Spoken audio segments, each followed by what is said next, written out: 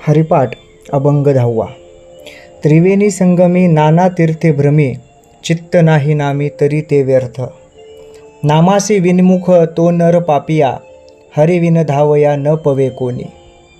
पुराण प्रसिद्ध बोलिले वाल्मिक, नामे तिन्ही लोक उद्धरती. ज्ञानदेव म्हणे नाम जपा हरीचे, परंपरा त्याचे कुळ शुद्ध. नामाचा महिमा हरिपाठातून विशद केला आहे आणि या नामाच्या माध्यमातून आत्मिक उन्नती आणि प्रगती कशी साधावी हेच ज्ञानदेवांनी आपल्याला हरिपाठातून सांगितले. बऱ्याच लोकांना देवाची पूजा करण्याची किंवा देवासाठी ईश्वराचा धावा करण्याचे अनेक मार्गाने प्रयत्न करत असतात. त्यातलाच एक आपल्या धर्मात मार्ग सांगितला म्हणजे तीर्थक्षेत्रांची यात्रा करणं. परंतु तीर्थक्षेत्राच्या यात्रेनं खरंच पुण्य प्राप्त होतं का? आजकाल तर ती फॅशन झाल्यासारखीच झाली आहे. कारण तीर्थक्षेत्राच्या नावानं लोक आपलं पिकनिक पॉईंट म्हणून फिरायला जातात. मग अशा तीर्थक्षेत्रातून आपल्याला खरंच भगवंत पावतो का किंवा ईश्वर आपल्याला मिळू शकतो का? यासाठीच हा अभंग आपल्याला मार्गदर्शक ठरतो. संत ज्ञानदेव सांगतात की त्रिवेणी संगमी नाना तीर्थे भ्रमी, म्हणजे जरी तुम्ही त्रिवेणी संगमाच्या ठिकाणी गेलात, अनेक तीर्थ जरी तुम्ही फिरून आलात, तरी देखील त्याचा उपयोग तुम्हाला होणार नाही. का होणार नाही? त्याचं कारण म्हणजे चित्त नाही नामी तरी ते व्यर्थ. आपल्या मनामध्ये जर भाव नसतील, देवाचं जर नामस्मरण आपण करत नसू आणि तीर्थयात्रा करण्यासाठी फिरत असू, तर असं तीर्थयात्रा आपल्याला पावत नाही.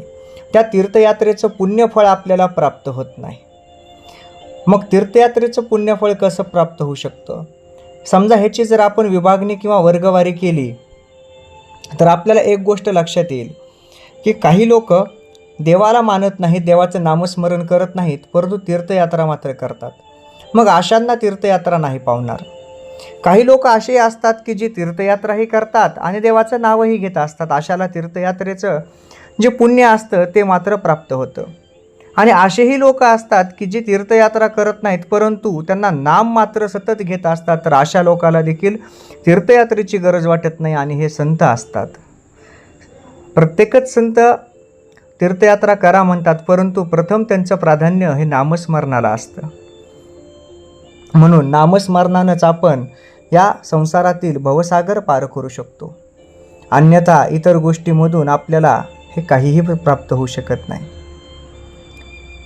नामस्मरणाची ही गोष्ट आहे. किंवा तीर्थयात्रेमधून खरंच फळ प्राप्त होतं का? तर एक साधू होते. त्या साधूंकडं अनेक लोक गेले आणि म्हणले की साधू महाराज, तुम्ही सारखं देवाचं नामस्मरण करत बसता, परंतु तीर्थयात्रेला मात्र चलत नाहीत. आम्ही तीर्थयात्रेला जाऊन येत आहोत, तर तुम्ही आमच्यासोबत याल का? तर तेव्हा त्या साधूंनी त्या सर्व लोकांना त्यांच्या झाडाला वेलीला आलेलं एक कारलं दिलं आणि सांगितलं की या कारल्याला तुम्ही तीर्थक्षेत्री घेऊन जा आणि प्रत्येक संगमावर ह्याला स्नान घालून आणा. ठरल्याप्रमाणे सर्व भाविक लोक निघून गेले आणि तीर्थयात्रेला प्रत्येक तीर्थक्षेत्री त्या कारल्याला सुद्धा स्नान घालून आणली. आणि जेव्हा वापस आले तेव्हा त्या साधूंनी सर्वांना आपल्या इथं तीर्थक्षेत्रावरून परत आल्यामुळं जेवण्यासाठी बोलवलं आणि जेवण्यामध्ये ह्याच कारल्याची भाजी केली. परंतु सर्वांनी असं म्हटले की भाजी मात्र कडू लागते. तेव्हा ते साधू म्हणाले की जर ही भाजी हिचा मूळ गुणधर्म तीर्थक्षेत्रात तुम्ही स्नान घालून आणल्यानंतर देखील सोडत नसेल, तर जोपर्यंत तुमच्या मनामध्ये देवाविषयी भाव जागृत होत नाहीत किंवा तुम्ही नामस्मरण करत नाहीत, तोपर्यंत तरी तुमच्या मनातला कडू भाव कसा निघून जाईल किंवा तोपर्यंत तुम्ही माणूस म्हणून किंवा खरंच तीर्थक्षेत्राचं पुण्य प्राप्त करून घेण्याचे योग्यतेचे नसाल.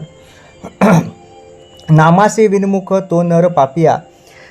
जो व्यक्ती नामस्मरण घेत नाही तो पापाचाच भागीदार असतो किंवा पाप केल्यासारखंच असतं. कारण त्याच्याकडे पापाचाच संचय जास्त होत असतो आणि ह्या पापाच्या माध्यमातून तो अनेक गोष्टी करत असतो. त्याला सुख, पैसा, भौतिक ऐश्वर हे मिळवण्यासाठी एकदा का तो वाईट मार्गाला लागला तर त्याला कुठं थांबावं हे लक्षातही येत नाही. मग अनेक मोठमोठे पैसे, मोठमोठे धंदे, उद्योग करण्यासाठी तो अशा प्रकारचा पैसा मिळवण्यासाठी वाम मार्गाला लागतो आणि त्याला त्याचं काहीच वाटत नाही. मग असा हा पापाचाच भागीदार असतो. जर तो नामस्मरण करत असता तर तो वाईट मार्गाकडे वळला नसता. हरिविन धावया न पवे कोणी.